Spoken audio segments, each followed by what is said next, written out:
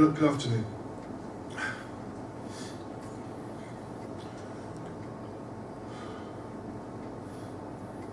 Don't worry, that was the way I used to speak, as a child and as an adult, into my mid to late 20s. And I'm here to share with you today that everything can change. No matter what circumstance we find ourselves in the past, that today is a new day, and everything, and yes I do mean everything, can change. My parents came from Jamaica, where they immigrated to England when they were children, came with their parents, and they worked in pretty tough jobs looking after 7 kids. I'm number 5, by the way. And during that period of time, as growing up as a child with my 6 brothers and sisters, I knew I was Mum's favourite. and I felt I was closest to her, and I loved her the most. I was always hanging on her, tails and having a great time. I really loved my mum. And one day, I ran home from school and got into the house. And I saw all my family relatives all sitting around and all looking rather glum and miserable and sad. And I was trying to figure out what's going on, and I couldn't figure it all out. And as I was trying to look through the window and look through the curtain to see whether, when Mum got off her bus, she told me what was going on, and I asked Mum to give me the answers. And at that moment, as I moved the curtain, a family friend burst in through the front door of the house and shouted, "Mavis is dead! Mavis is dead!" And she starts weeping. And that was how, age 13, I found out my mother had died. She got into hospital for a simple operation. And after the operation, on the bed, she suffered a massive pulmonary embolism and died. What I can share with you now is that when I heard that news, I knew just one thing. I didn't believe it. It wasn't true.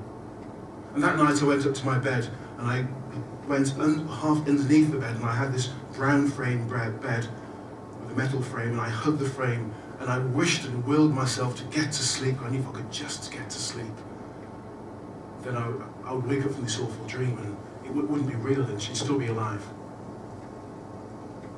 Well, I did fall asleep, but when I woke up it wasn't a dream. In fact, the shock of her death literally took my voice away. And I found that when I went to school, about a week after the funeral, the first day back at school, the teacher said to me, "It's your turn to read from the book." And we've all been there. My turn to read from passages. It went something like this.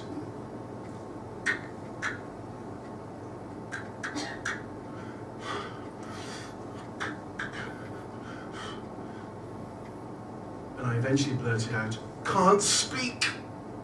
As I buried my head in my hands. Even now I remember children around me giggling, laughing and whispering. And even now, when I think back, I remember how some of them could be quite cruel. Even when I got to college and I now had this awful affliction, this stutter. Even when I got to college I had a nickname called the Stuttering Parrot. By the way, that's my friends. They call me the Stuttering Parrot. And into my 20s and mid-20s, it stayed with me. But at 21, I joined the financial services industry as a self-employed consultant. I work on a commission-only basis. And in my mid-20s, I was once asked to give an introduction to the head of the company. It was only a small company in Birmingham. And he said, "Well, there's no one else here to do it. You've got to do it. This time it's on you."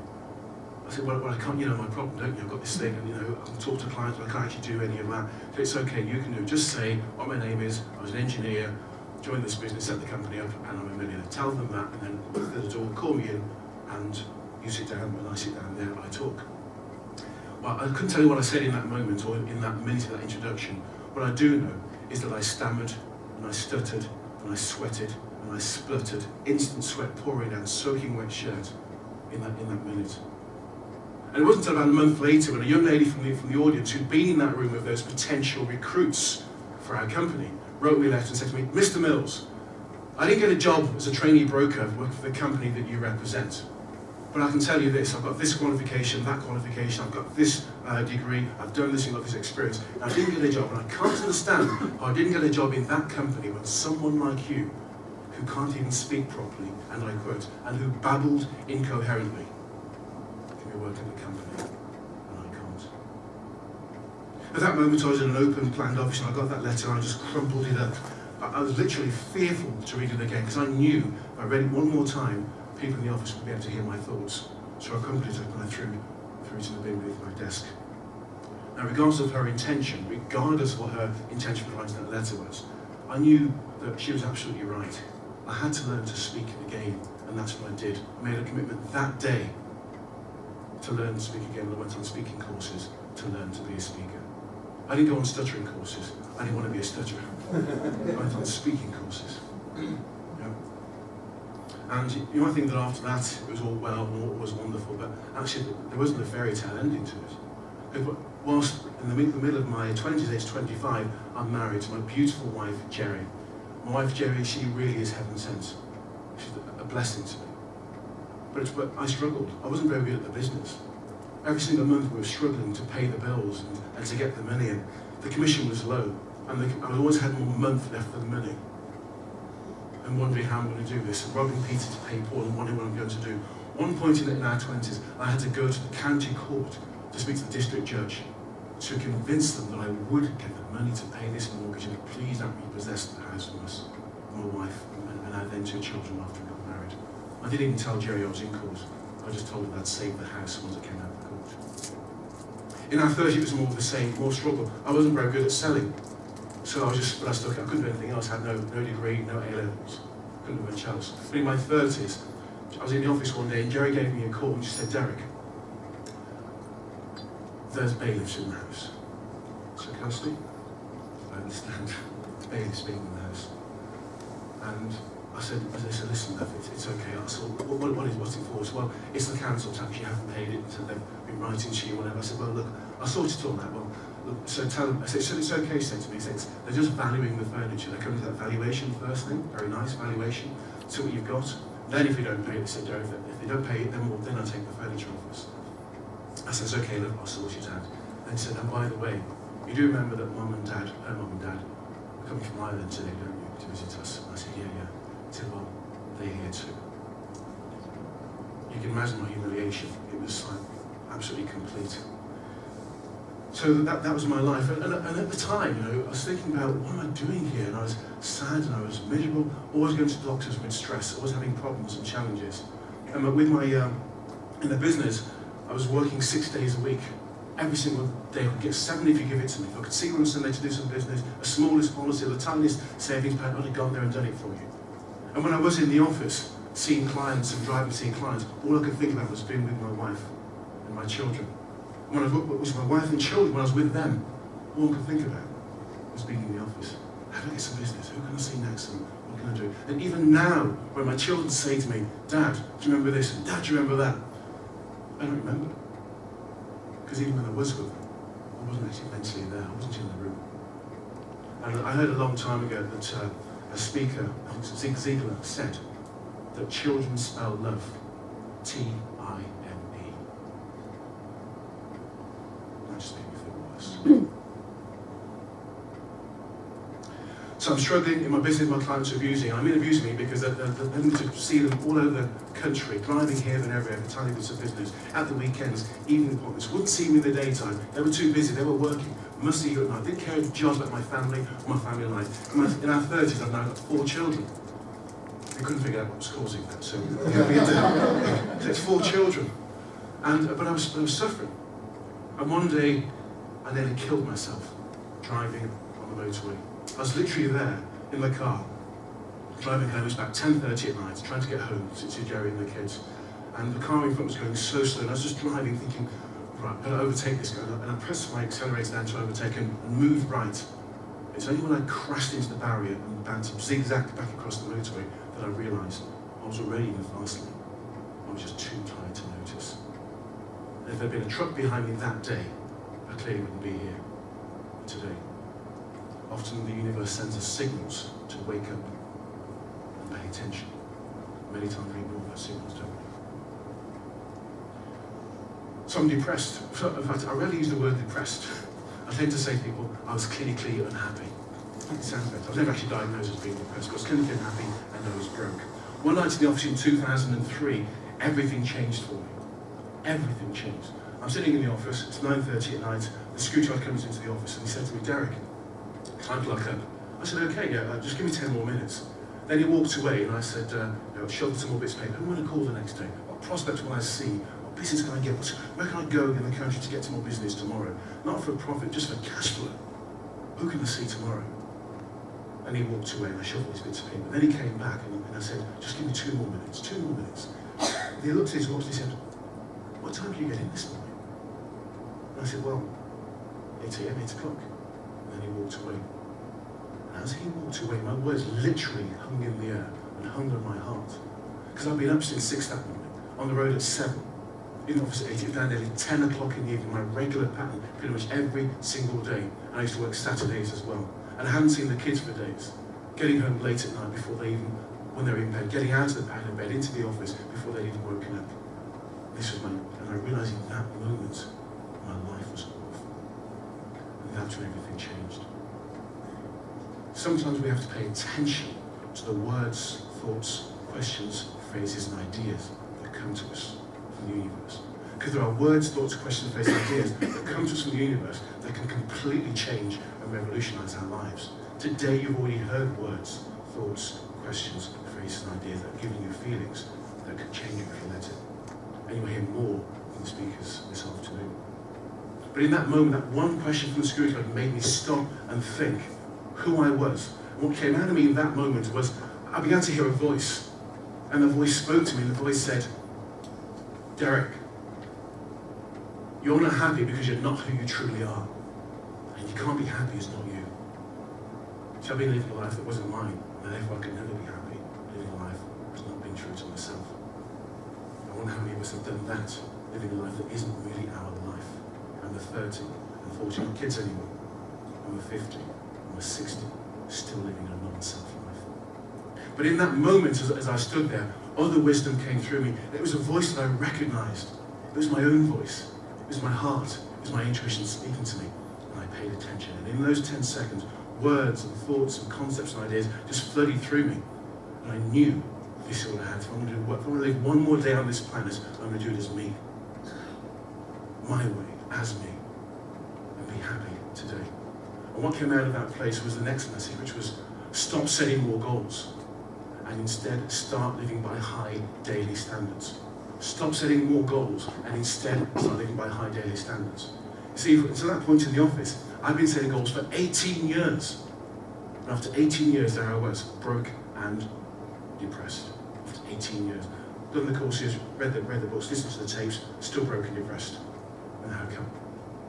And how come that so many of us who set goals don't achieve them? Research in America last year said only 3% of North Americans said that they achieved their goals, their lifetime goals, only 3%. What about the rest? Well, I realised in that moment that in order to achieve your goals, you have to do something else. You have to have standards and operate by daily standards. High daily standards are the best fuel to get you to achieve your goals. The best fuel. Because if goals are all we needed to achieve success, how come everyone isn't massively successful? In all the people that you know in your life, how come everyone isn't massively successful? Because everyone pretty much just set goals. We need something else. Goals need help. Let me share what the difference is between a goal and a standard. See, a standard is a basis, criteria, level, quality, or rule. A basis, criteria, quality, level, or rule that you set and you live by just for today. And I'll come back to that. But a goal is based upon tomorrow. What a goal says is, tomorrow, when you've got this business, where you want it, when you've got the income, when you're the weight, you've got the person that you like, the promotion, the job, the car, the house. When I've got that in my life, what do we say to ourselves? Then we'll be happy. And that's what happens. And that's where the happiness stays, out there in the future. What we have to do is find a way of, if you're going to have that goal, is to bring yourself back into the present. Because here's the thing, you cannot be happy yesterday. And you cannot be happy tomorrow. You can only be happy today. See, happiness is a now experience. Happiness is a now experience. It doesn't exist in the past or the future. There's no such thing. And even when you get to that future, all you have is one more now. So it's about the now, it's about being present, about being who you are today. And the best tool that I've revealed over that period of time was to set daily standards to help you to achieve the success that you want. So I'm going to have that there for you, but have your best operating system and the best you in the game today. So when I think about what goals do for us, and we defer our happiness for the future, many of us don't have the happiness we want right now. And I know this, we've all heard this, it's not a new thing. Life is a journey. When are we going to start to act as if that's true? It's not a destination, it's the journey. It's about how you do it now. So to do your goals in a better way, which gives them massive results, which is your power, into your day, set standards. Basis, criteria, levels, qualities, and rules. And here's the key to setting standards. Standards are not for next week, or for next month, or for next year. Standards are a daily thing that you do. Set a standard just for today. Go inside, discover who you are, and set standards in 7 key areas, which I'll share with you in a moment. Set standards in 7 key areas, from within, from who you truly are, what I call your true self. The real you, the person you are on the inside. It's what you came here as. It's the essence of your spirit, your heart, your intuition, your true self. Set standards from that place, and then stick to those standards just for today. What I mean is that, stick to those standards just for today, just until you get your head back on your pillow tonight. No more, pressure's off. Standards just for today. And here's the thing, this is not new wisdom. This is ancient wisdom. 2,000 years ago, Jesus walked on this earth, and he said many things, and he taught us many things. He said, remember these words. And he gave us a prayer to remember. In the middle of that prayer, what kept coming through me over and over and over again, in that place that I stood there, and since then, was 4 words. Give us this day. Give us this day. Give us this day. What Jesus did not say was give us this week, give us this month, give us this quarter, give us this fiscal year, give us this 3-year business plan. Did you notice that? He did not say that. So Son of God, I believe Son of God, he did not misspeak. It wasn't a slip of the tongue. If he meant to say give us this week, he said give us this week. He said give us this day. So it's about the day. About getting the best of you into today, being all you can be today, loving today, caring to share, sharing your light today, being all you can today, get through the day, get from the day, give to the day. It's about today. Anyone that thinks we haven't got anything but a today is illusion. We only got today's. We only have today's. And if God willing, when we wake up tomorrow morning, we have one more today. So I began to set these new standards, and I wrote them down. I'm a bit of an anorak about this. I wrote them down, colour-coded them that same night. Got home to my wife and my children. I laminated, I'll go. Laminated them. Said to my wife and my kids, new dad, new standards again. One to our eldest 3 children. We've got 4, the youngest was a bit young then. One to my wife, and I put one on the fridge around it and said, new dad, new standards. And I said, Brian, it's about my business and my family, not just the business, not about money, it's about life, about who we are. So I set these new standards. And within 3 years, after 18 years of failing, in the same business, in the same building, in the same office, within 3 years I'm a millionaire. The following year, I had $1 million in just that year. By living by daily standards to achieve whatever you want to achieve. You've got to get into your day, all of you, full power into your day, and standards help you to do that. My whole life changed. What was most important to me is I became successful. You've got to define what success means to all of us. Because to me, success meant happy. Yeah? And all my inner spirit, energy, love, light, whatever you want to call it for you, out in the world, playing out there. For me, full out into the day. Because anyone that thinks they can achieve success without having happiness as being part of that is illusionary. Success includes happiness. So what I began to do was to live by those daily standards. We wanted to make sure we have standards in our life. The basis criteria, levels, qualities, and rules that we live by each day. I'm going to share some of those with you today. I know it's only a limited amount of time, but I hope to give you enough to touch upon, because it's not what I did in my life and the standards that I set. It's just giving you an idea, a framework that you can do. Because if goals were all we needed to be successful, as I mentioned, everyone will be successful. Maybe sometimes to be successful, which includes happy. All we need is a different way of looking at things, a different philosophy. So from being a stutterer and broke, I became a millionaire and an international speaker, and now author, thanks to Hay House. So the idea is here is we know what we have to do, and we have to keep ourselves present and powerful. So, drink out, thanks, Richard. Thank you. So I'm going to share with you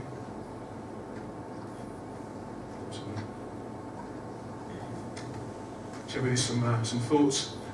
I devised a system, because when I did that first thing with my wife and kids that first day, I wrote down a lot of standards. I knew what I had to do in my business, my life, my health. I was stressed out and to doctors all the time. But actually what I defined over the years was something called perfect life standard system. And I'm going to go through a few things because again, time is limited. We'll go through a few of those areas so you can see how you can set standards in your life. Not sure where to stand because nobody can see that. But, okay, but here's what we have. The first area is personal health and fitness. So I've been going to the doctors all the time with ailments, and they always say back to me, there's nothing wrong with you, you're suffering from stress. That was the general answer pretty much all the time.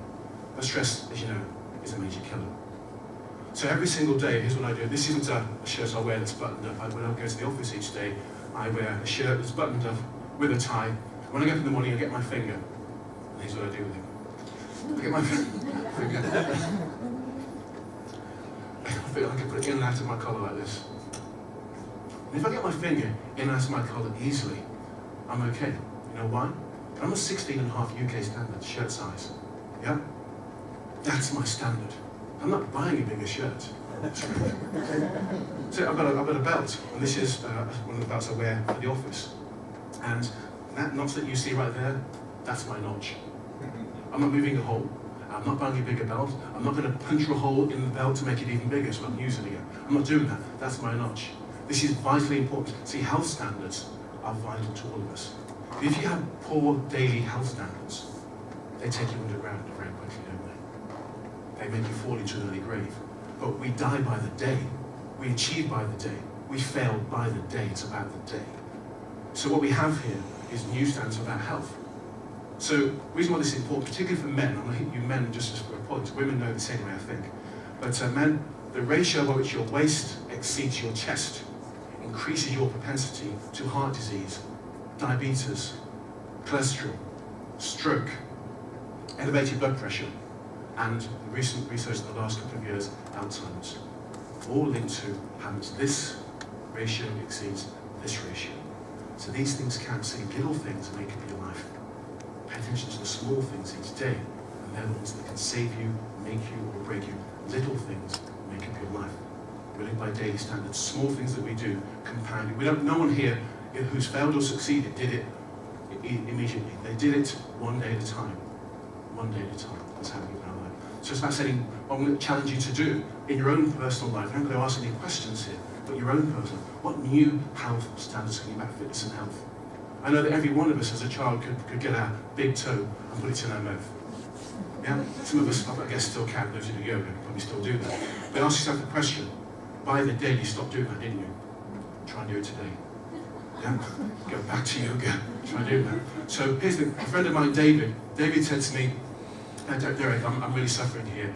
He was 41 years old, a life insurance broker, turned down for life insurance. And he said to me, Derek, I've been turned down for life insurance.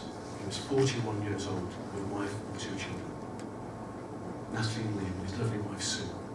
And he said to me, Derek, well, you keep yourself fit and healthy, you do different things. I was eating greens and said, well, what can I do? I said, David, let me ask you a couple of questions. What do you do when you get dressed in the morning? He looked at me and he laughed. I said, no, serious question. What do you do when you get dressed in the morning? So I said, I do this. Yeah? I said, so what do you do when you put on weight? He gave me a simple answer. I buy a bigger shirt. I buy a bigger suit. And what if that's your standard? What if you just buy a bigger suit, a bigger skirt, a bigger blouse?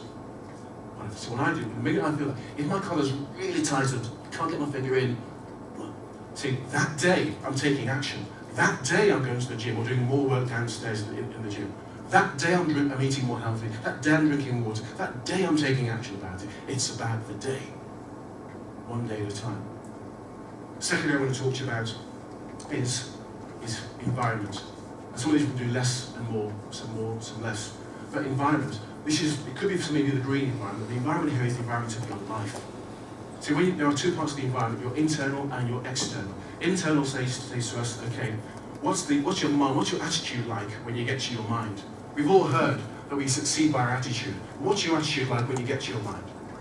What is it like? What's the standard or the quality of your thinking when you get to your mind? What's it like? Is it a pit, dark and sticky and ugly, when you get there it doesn't support you? Or is it somewhere that's a beautiful garden? Green grasses, flowers, leaves, vegetables, salads, beauty, waterfalls, and you get there and it nourishes you. And you get there and you feel empowered ask you, what's the standard of your attitude? When you go to your mind, what's the standard? What's the quality of your thinking when you get there? Because here's what we've known for well over 100 years, probably thousands of years. But we can adjust the attitude. All of us. We will know that she's not new. But what is the standard you've set? And what do you allow into your mind? The external environment is really simple.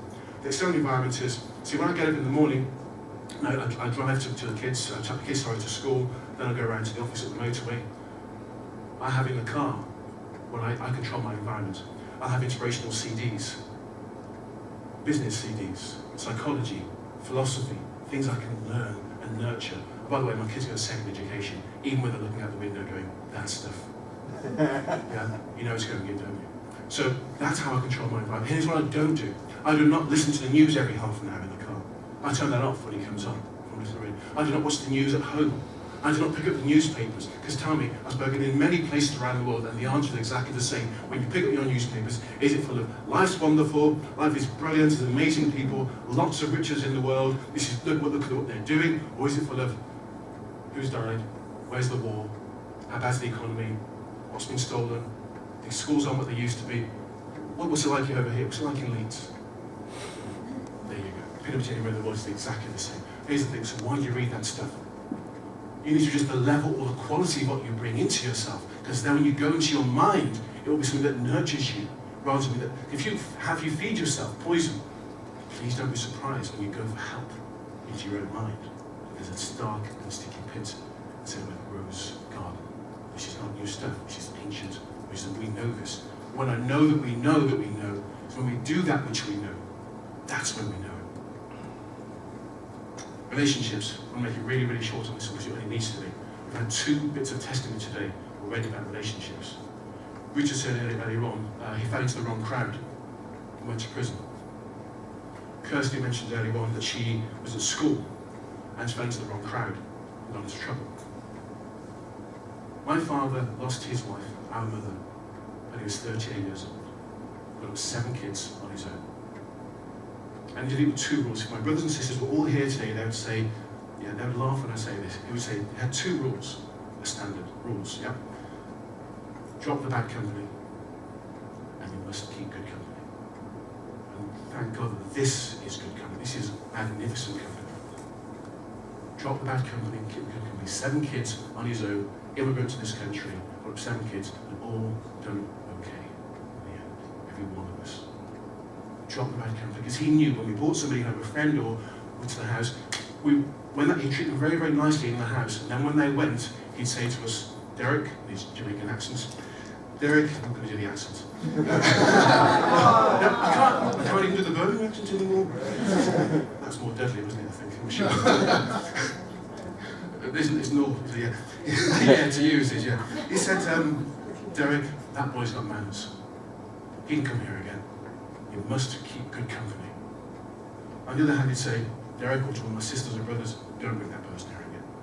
Yeah, drop the bad company. Because he knew, my dad had immigrant to this country, came in when he was 17 years old, got a qualification to his name, worked in a factory all of his life, but he knew 2 things. We will become like those with whom you associate. He never read that anywhere. That was sense from his inner. He wasn't judging those people, just saying, for my child, for my child, for my child, I don't think this person is good for them. Not that they're a bad person, just not good or right for my child. But we're not children anymore. We have to make that parental judgment about ourselves doing that. And often we need to do this by the day. By the day. Relationships. Family, when I changed my family, my new standards, some of the things I said to my family after not seeing them for years and years was, I must, every single day is a new standard. Take my kids to school every day. No more weekend working. No matter how tough it was, no more weekend working. Family time, I'm a family man, I'm a husband, I'm a father, family time. Friday, me and Jerry time, my wife Jerry. Me and her, Friday, I work on that day either. No more evening appointments, because that's ruining my life, making me desperately unhappy. And didn't see the first, my eldest 2 children, Sebastian and Michelle, didn't see the first half of them growing up. So stopped all of that, new rules, new standards. And I began to, in my business, I began to say to all my clients, you must come and see me now at the office. And some of them, yes, thought I had gone mad. I'm trying to get meetings with them for years, some prospects, couldn't get a meeting with them. And the others, I thought to myself, you know what, if they don't come, they don't come. But because I elevated my standard, I said a high standard, I said, clients must come to the office, must respect me. And by the way, in our lives, we get the respect based on the standards that we set. We give the respect in all of our contexts of our lives based on the standards that we set and stick to by the day. And what I do with those, I said to all my clients and new prospects, must come to the office, I don't care where you are in the country, come to the office, and there must be nice people. It was my life after all. I've been through hell, wasn't going back. There must be nice people, and there must be wealthy people. I said, level, every client that comes to see me from now on must have a net worth of £1 million. And I didn't have any clients at that level when I had that decision. So I'd be a wealthy client, and if they had wealthy clients, I advised them, I'd become wealthy. So all that occurred over a period of time, and I said within 3 years of making that decision, so those new standards, people began to respect me more. It was as if by magic, people that couldn't even see me before, people I tried to prospect with or go to seminars and talk to, they couldn't see me before. Or if they did come and see me at the office, they didn't do any business, they couldn't see me. But the moment I changed who I was, they began to see me. And they beat a path to my door in such huge numbers. I had to get other advisors to help me to service my clients. That's what I tell life around. The other thing is, of course, was you live your life in your business like you live your life, which is with the A, B, C, and C. The A, B, C, and C is authentic, balanced, centered, and connected. If you live your life authentic, balanced, centered, and connected, and you take the A, B, C, and C into your business and your daily transactions, not just for your loved one, but for everyone that you see, every spirit that we have, every person, all part of the source, all come from the same source, and we're all going to go to the same source. If you're living today with your A, B, C, and C, people say to you, I'll do business with you. Because I'm not feeling what I'm getting with you, with anybody else. I'll do business with you. That's how my business turned around. The A, B, C, and C. So it's really important that when I set my, so I've jumped upon here, I've gone straight to, nobody told me that, did you? You didn't tell me. I went straight to career and jobs. I'll come back to emotions. It's a couple of lines. But things about my career, after failing that long in my business, no one can say this guy didn't try hard enough and long enough. Because most people fail, of course, because they do not stay at things long enough to succeed. You need to hear that again. Most people fail because they do not stay at things long enough to succeed. And for those people about to quit, most people fail because they do not stay at things long enough to succeed. When we set a standard for ourselves, for our lives, in any of these areas, we have to stick at those standards. And we stick at the standards by the day. How long do we stick at the standards? We stick at those standards long enough just to see what would happen if we did. I talked about career, but clearly prior to my awakening, as I call it, my emotional state was pretty poor. Well, when I realized that this is, again, ancient wisdom, and most recent research in the last 60 years has taught all of us that we do our emotions, don't we? And we have anger, frustration, and other emotions. We know that we do them. Most of our emotions, we do them ourselves. So what we can do is very briefly, and I'll talk about this at another point, but the idea is that when we have emotions, do you realize that we can set standards for our emotions? If you're on the motorway coming here today and someone cuts you up and you get angry and frustrated and you stop swearing and whatever you might do you know that's your standard response? And I think you change that. But you then bring that into your office, you bring that into your business, bring it into, hey, something to me today, I'm really angry, this guy cut me up, and you got this and you pass it on, and you carry it to the next person, what happened to me today? Blah, blah, blah. And all the rest of your day is consumed by that moment. You chose the standard, you chose the anger, you chose the frustration. Here's what we know. Okay, please, this is not you. It's whether you do it or not that counts. We choose 99% of our emotions. So here's what we can do. We can today set brand new emotions, new standards, and we're only going to do them for today. Not for the rest of your life, only for today. New standard emotions, choose new, more empowering emotions, and live them just for today, just to get your head back on your pillow tonight. And that's it, no pressure. Just for today. Emotions. You know enough about that, but it's about setting the standard. And the last one really is around time. He's saying that you give me a bit more time. What's going on here? Give me some more time. The last one there is about time. This is really important because what I know is that life's short. Even at the longest, life is short. What's vital is that we recognise that that what we're here to do, what we're here to be, is really important to be and do and to discover who you are. I talked about the true self right at the start. See, I was depressed and broken, struggling in life because I wasn't my true self. The moment I went inside, I began to discover who I really was. And here's what I found out. I found out that I was a genius. And I've been struggling all that time, all those years, in my life, business, relationships and everything. without realising that was a genius inside. And here's what's on the very first page of my book. The book is called The 10-Second Philosophy. Because that 10 seconds, that first 10 seconds after that question by the security guard is where this began to flood out. And he hasn't stopped. And what I put on the very first page of that book is that I discovered I was a genius. Therefore, I must have been a genius all that time.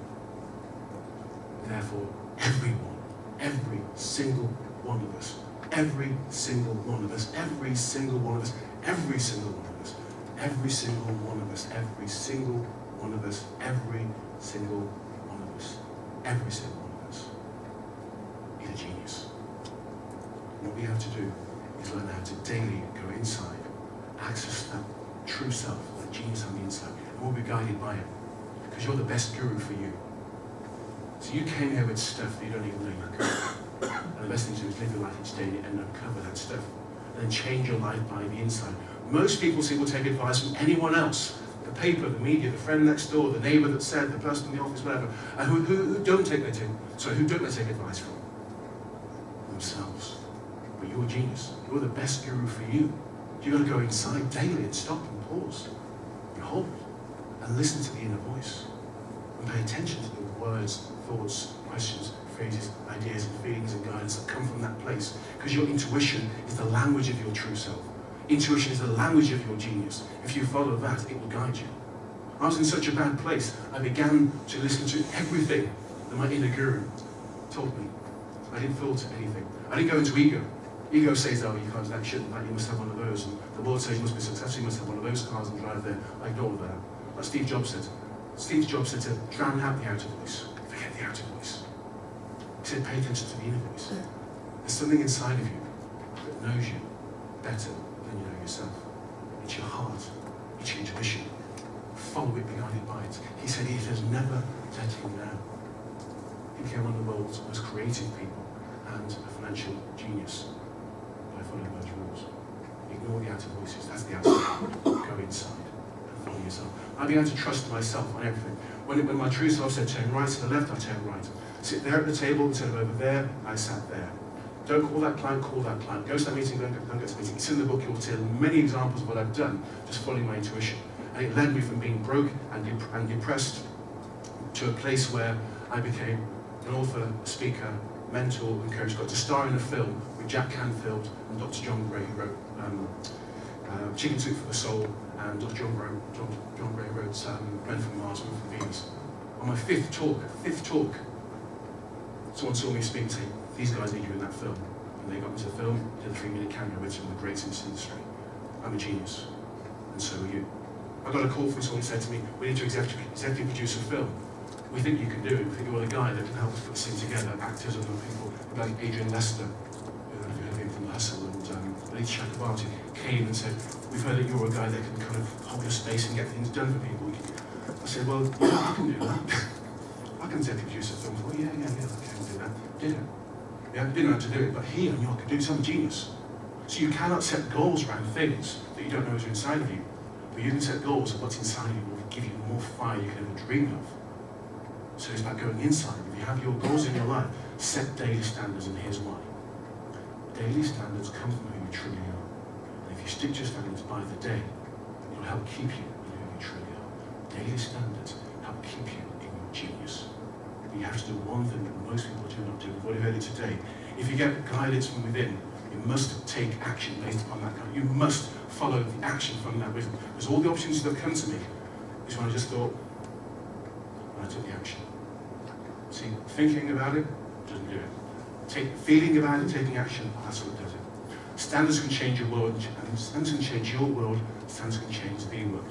I'll finish off with one story where someone setting a standard changed the whole world. It's December the 1st, 1955. And a young lady sits on the bus. And she stays sitting on the bus, even when someone comes up to her and says, move to the back of the bus. She doesn't move. And the decision she made that day, because in that moment she just said to herself, you know what? I'm setting a new standard for myself. I'm me. I'm as good as you, I'm as bad as you. I deserve to be treated in a certain way with a level of respect. I'm going to be me today. regardless of the consequence, regardless of the outcome or the consequence. I'm going to be me today. This is my new standard for myself today. And you know her name, don't you? You know the name Rosa Parks for the standard that she set that day. See, African Americans up to that point had set goals on their own, and she was part of that. They had goals where they said one day, equality. And you've seen the videos, they marched and there were the plaques that said one day. And one day was for tomorrow. But it's here's how she got the one day to become today. She set a standard and she said, enough! Today's the day. And trust me, whatever problem we have in our lives, none of them like what the African Americans had then.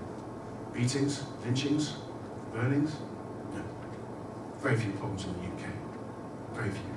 But she set a standard that day that changed the world. And here's what happened to her. She was arrested. Set a new standard, they arrested her. Because here's what we have to all recognise. When we set new standards for ourselves, people around us will always judge us for a while. Sorry, not always, forget that word, strike it from what you just heard. People around us will often judge us at our old standards, won't they? When we set a new one. We have to accept that. We have to be patient with our new standards with the people around us. Because they arrested her. But then they took her to court. And they took her to the highest court in America. And they got that overturned. Do you know why? Because just around the corner, a young man gets nominated as head of the Montgomery Improvement Association. And his name was Martin Luther King. And you know, he took up her cause because of her standard that day. And they got up and they marched and they boycotted the buses. They, well, you know the rest. Changed the whole of America, got equality and freedom. And I do believe right now, no Rosa Parks standard that day. No Martin Luther King the way that we know him. No Martin Luther King the way that we know him. No Barack Obama in the White House. So I'm asking you to consider this. With your goals that you have, if you want to really get power into your goals, set and live by high daily standards and stick at them long enough to see what you do. When I did this, everything changed for me. And I promise you, I guarantee, if you set and live by high daily standards, one day at a time, you will change. And when you change, everything will change for you. Thank you.